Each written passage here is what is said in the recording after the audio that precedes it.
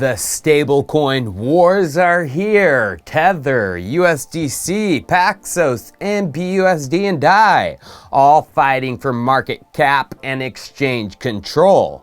But what if I told you one of these entities are working with another to prop up the blood of the crypto markets? Tether USDT. You might not believe me. Well, get ready to believe, because it's time for Chico Crypto.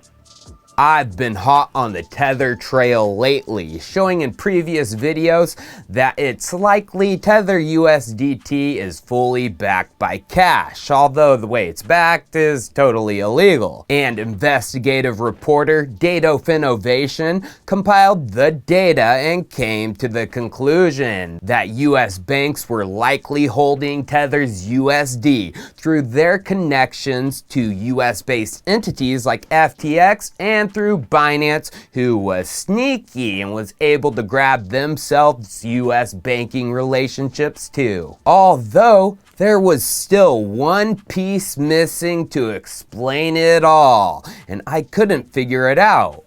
What about the T-bills, the Treasury Bills on Tether's attestation reports? As most of their USDT reserve backings on their latest quarterly attestation report released in September shows over 39 billion is in government T-bills, or nearly 60% of their reserves. So, are the T-bills just made up bullshit from Tether, or do they actually have that amount in government bills? Well, surprisingly, it's likely they do, but in another very illegal way if this is true. Remember, this is just speculation based on data and evidence, but this speculation is needed because we need to be critical of large entities and companies in the crypto space. It is our right as citizens. How does Tether have these T-bill reserves? Well, based on what researchers have found across Twitter and beyond, Circle and its USDC stablecoin is sharing their T-bill reserves with Tether. So if we pull out Circle's latest attestation, also done in September,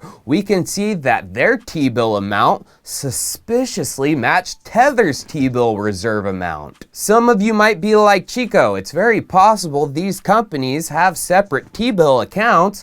They are just matching each other in T-bills due to the safety and reliability of them. And this is just one attestation.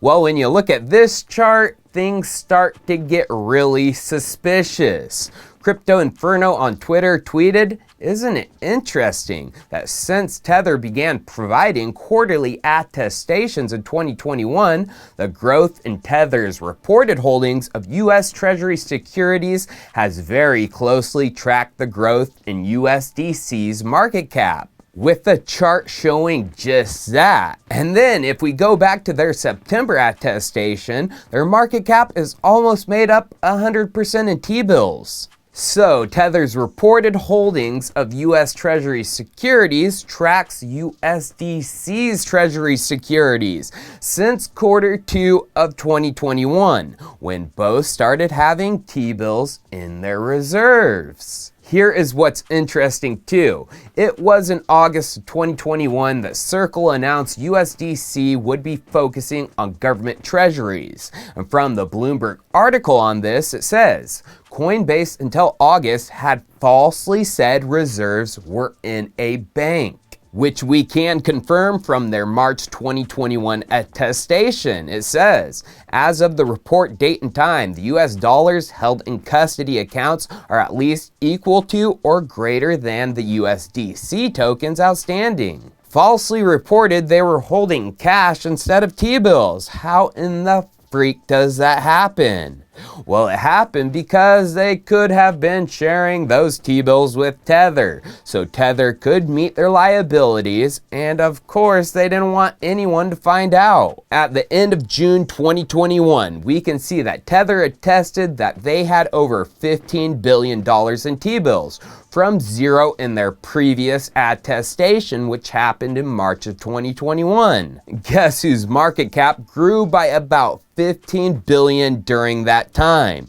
USDC. As we can see, the market cap of USDC was around 9.5 billion March of 2021. By the end of June, when Tether's attestation was released, the market cap was around 25 billion. 25 bill minus 9.5 gives us a $15.5 billion market cap growth of USDC between March and the end of June. Now here's where things get super interesting. Coinbase president Emil Choi tweeted this in September of 2021. Starting September 2021, USDC reserves will be held in cash and short-term duration US government treasuries.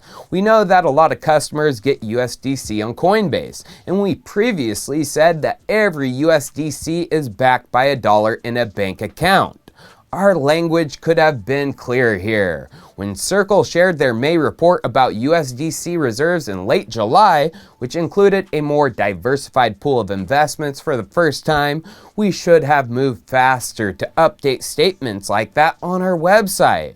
In any case, the changes in the investment portfolio for USDC reserves began in May 2021 and will not extend past September. So to be clear, the next two attestation reports, June and July for USDC reserves, will show a diversified investment portfolio. This will reverse beginning with the month of August, which we can confirm May showed them starting to move into T-bills and other assets besides cash.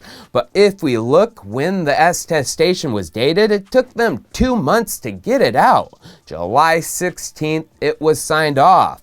Why the massive delay? Well, Circle had a steady attestation schedule for USDC for over 2 years, from October of 2018 to November of 2021. It took on average 15 days to produce the report.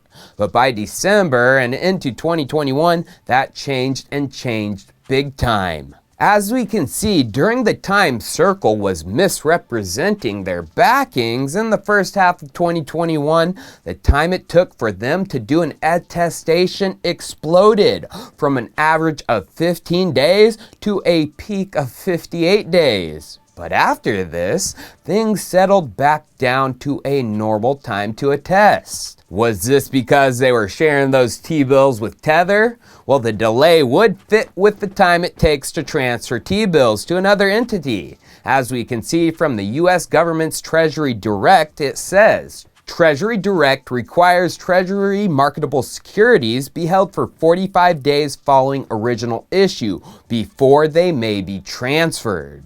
But it gets even weirder. Remember, USDC announced they were starting to diversify their assets into treasuries and the like beginning in May of 2021. And by July, they held $3.4 billion in US treasuries, breaking it down for the people. Well, in September and October of 21, they showed not a single Treasury bill. It was all in cash again and cash equivalents, which I guess could be T-bills, but there is no way for people to know. Although if we check out the last audit where they had both cash and T-bills in June of 2021, they included cash and cash equivalents, but also included T-bills. So T-bills are not a cash equivalent according to Circle. Then the next months, November and December of 2021, they didn't include a breakdown of the reserves like they started doing in May through October. And this continued all the way until their June 2022 attestation. No breakdown. Next month, July of 2022, they show that out of over the 54 billion USDC, over 42 billion of the reserves is in T-bills, while just over 12 billion is in cash. So in October of 2021, USDC held 33 billion in cash. Yet the next year, July of 2022, they get out of this cash to go 77% in US Treasury Bills. why not just stay in cash? What about if there were a cascade of redemptions? Well, CEO of Circle, Jeremy Allaire, turned into a Tether supporter in January 2021, right when the funky business started going down. Amy Castor caught a screen grab from the CoinDesk article back in January of last year. It said, an unlikely defender of Tether is CEO Allaire. I think I can say is their academic theory that they have run a giant fraud to create Tether out of thin air to buy Bitcoin to drive up prices is complete BS. But if we go to that article today, the one that Amy linked, the paragraphs about Allaire's support for Tether have been suspiciously removed. I wonder why. But how did Allaire get those quotes removed from the article? Where is the journalistic integrity? Well, if you didn't know, CoinDesk is owned by Digital Currency Group, who is also an investor in Circle. As we can see from this CoinDesk article on Circle getting funding from DCG in 2020, it says, USDC backer Circle is teaming with Genesis Trading in a $25 million deal aimed at pushing the stablecoin to the fintech masses. Announced Wednesday, the funding comes from Genesis parent company, Digital Currency Group, which, full disclosure, also owns CoinDesk. Also owns? DCG owns Circle? Well, further down it says, looking back, Circle has raised $246 million over 7 funding rounds, with DCG being a regular investor in the company as far back as early 2014. So yes, DCG owns a significant chunk of Circle. It's easy to see why Jeremy's Tether love was deleted from the article, because they let Tether borrow their reserves in 2021. They are both fully back now, but that went on, and if regulators find out, uh-oh. Cheers, viewers. I'll see you next time.